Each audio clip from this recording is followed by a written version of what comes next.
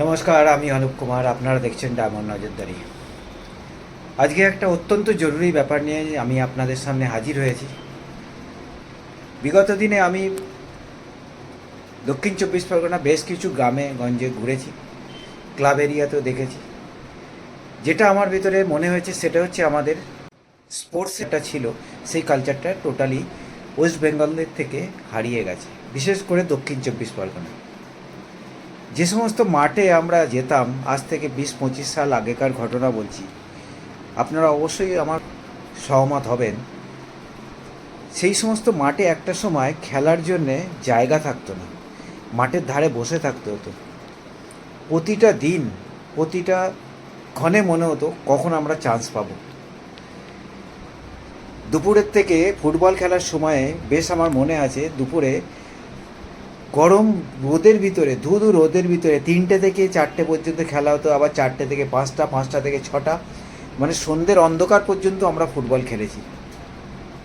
আজকে মাঠগুলো খালি হয়ে পড়ে রয়েছে, খেলার কোনো লোক নেই।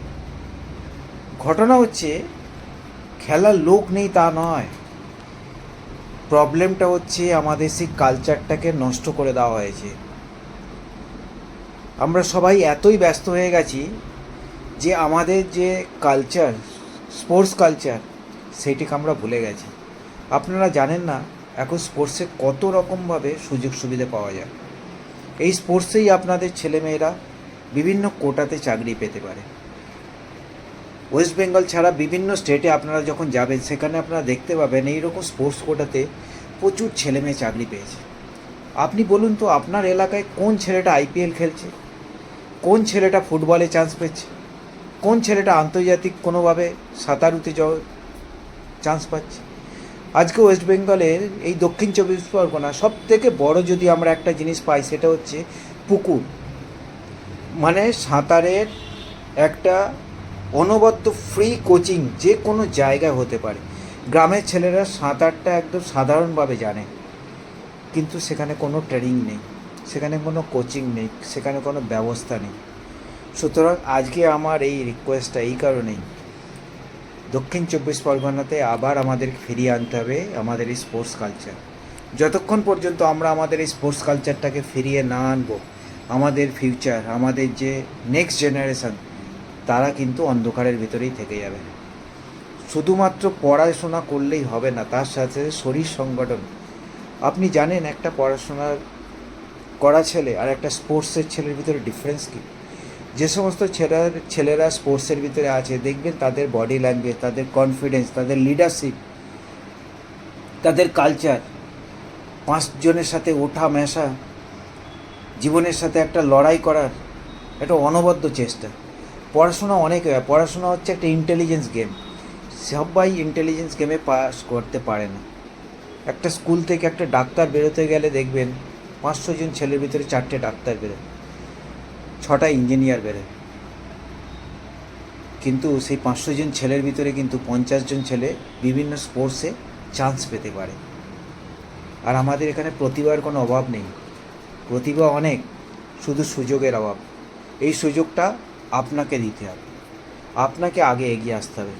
যতক্ষণ না আপনি আগে এগিয়ে আসবেন, ততক্ষণ জানবেন আপনার বাড়ির ছেলেটা কোনো চান্স পাবে না।